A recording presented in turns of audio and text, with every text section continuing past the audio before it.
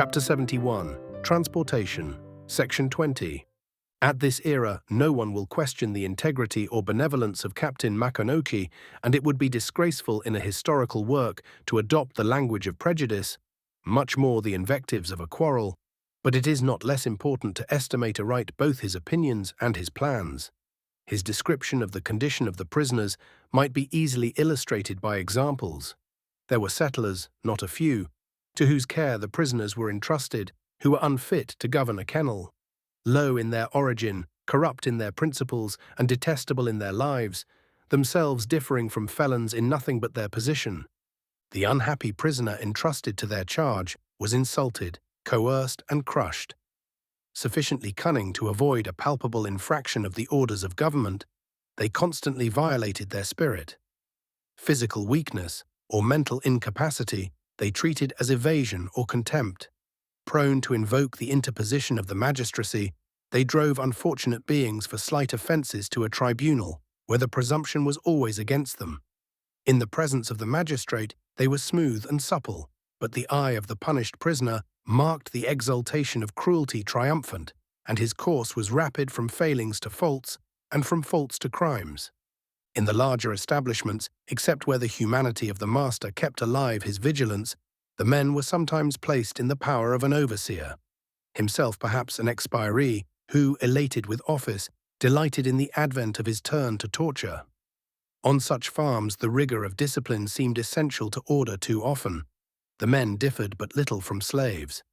Violations of rule were deemed more pernicious by their example than their immediate inconvenience. To pass by a fault was thought to license its imitation.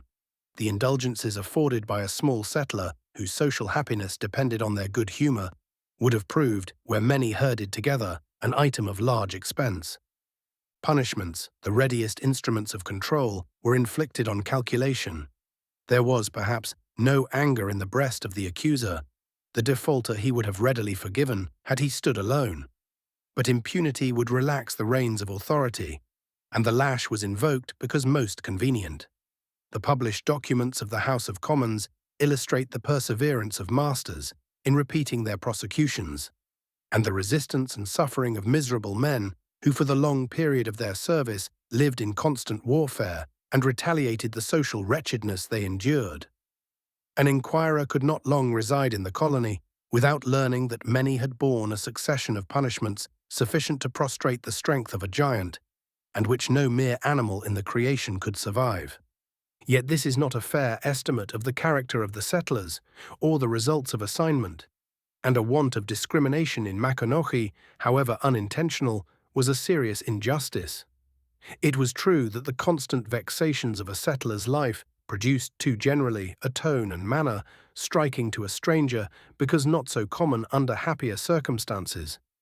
The substantial benevolence of many employers is not the less unquestionable. A large number continued their liberated men in their service, whom they had taught the arts of industry, brought under the influence of moral instruction, and assisted to settle in life. Hundreds scattered throughout these colonies, who were born in the contagion of wickedness, were rescued from habits of crime by the long and patient training of their masters. That many such have become virtuous, in the highest sense, could not be affirmed without hazard. But can this be said of the majority of mankind? The charges of Makanoki incurred severe reproach for their rashness. It is true that the prominence of evil fixes the attention, while humanity is retiring and noiseless. As the riot of the streets conceals rather than illustrates the sobriety and order within doors.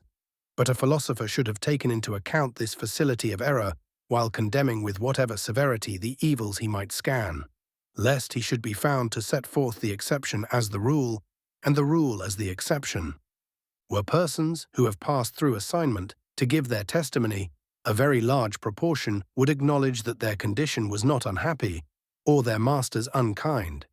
In his estimate of prisoners, Captain Makanoki was equally deceived by a generous confidence or by his pity for human suffering. Some were, indeed, far superior to their degradation. They retained in bondage the principles they had derived from education or the dispositions natural to their character. Offenders by accident, not habit, and some condemned by that last. calamity incident to society, the mistakes of public justice. A much larger class were victims of early neglect, parental example, or of the social evils which are incident to the refinement, corruption, and selfishness of the age. But very many, whatever the cause of their depravity, were really and recklessly depraved. The pitying eye of the philanthropist, glancing at their history, would find his compassion in the ascendant, and in surveying their misfortunes might forget their crimes. But to stand in contact with them, to struggle against their passions, to hear their profaneness, to correct their indolence, and to thwart their peculations, these were duties and trials, in the presence of which the highest benevolence became practical, and theory gave way before actual experience. Nor is it easy to discover by what plan the injustice of European society, or the misfortunes of youth, can change the colonial aspect of depravity, or supersede the penalties provoked by indisputable wickedness. A close examination of the records in the police office not only proves the revolting severity of our penal administration, but by preserving the original character and colonial career of the prisoners, illustrates the depth, continuity, and recklessness of their guilt. It was in this department of his investigation Makinoshi dropped into serious errors. He entertained the conviction that the far greater number were wicked because they were unhappy, nor did he sufficiently perceive that in a large mass of offenders the principles which debased them had become constitutional by habit, and that nothing short of divine power could change the current of their passions or the course of their lives. From such a view of human nature the feeling mind revolts, and the philanthropist may justly cherish those animating hopes which instances of reformation may save from the charge of folly. But a philosopher constructing a system cannot disguise facts with impunity, and nothing is more certain than that he whose expectations are disappointed feels a dangerous reaction and passes from unlimited confidence to undiscriminating suspicion. The administration of the criminal laws, both in Great Britain and the colonies, presents a series of alternations between rigor and laxity, which have proceeded from the alternate ascendancy of conflicting ideas that can never settle into harmony. Makinoshi delighted to trace the better qualities of prisoners, how even the most daring are moved by tenderness, and when kindly spoken to, melt into tears. Unhappily, these characteristics too often exist in combination with passions which render them useless. It is, however, the duty of all to endeavor to elicit and nourish them, for though they but slightly relieve the depravity with which they are not incompatible, they afford a nucleus round which the social virtues often gather and prevent the total despondency of those who labor for the welfare of the weak, the wicked, and the miserable. Sir John Franklin made a last effort to save the system of assignment. He defended the colonists from the imputations of Captain Makinoshi and exhibited statistics which proved their anxiety to promote the spiritual welfare of the population. He maintained that the surveillance of the government was active, the distribution of labor usually impartial, the protection of the prisoners from injustice secured by law, by the press, and by the constant scrutiny of the lieutenant governor. He argued that the quiet submission of the prisoners was not ensured so much by military power as the consciousness that they were treated with justice.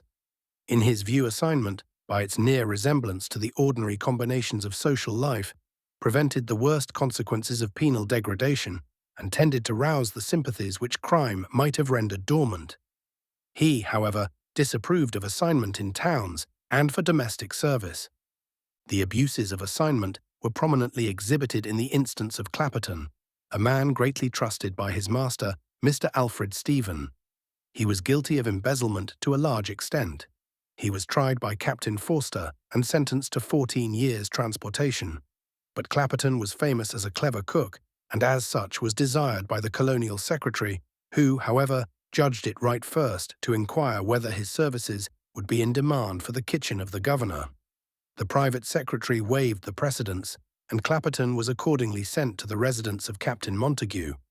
On the way to his destination, he called at the house of his old master to acquaint the servants with the favourable turn in his fortune. This became known to Mr. Alfred Stephen, who found that by the prosecution he had instituted, he had conferred a favour upon an official friend. He immediately appealed to Sir John Franklin, who was evidently unconcerned in the arrangement. He recalled the man and sent him to labour on the roads. The public discussion of this case excited a strong sensation. It illustrated the system which sent one man to toil on the chain and another to wear the livery of the second officer of the government. 50 gentlemen presented a requisition to the sheriff to call a meeting to discuss the abuses of transportation. This, however, he declined, and the requisitionists permitted the matter to drop, lest an exposure should endanger assignment altogether. It could only suggest to the British Parliament new arguments for abolition, when it was found that a doubly convicted offender was sent a few miles into an opulent establishment to enjoy the dominion of the larder, to romp with the maids, traffic with the tradesmen, and command the means of vicious gratification, while a simple rustic, fresh from his first transgression, was subject to all the hardships of predial bondage. End of chapter 71, Being Transportation. Section 20.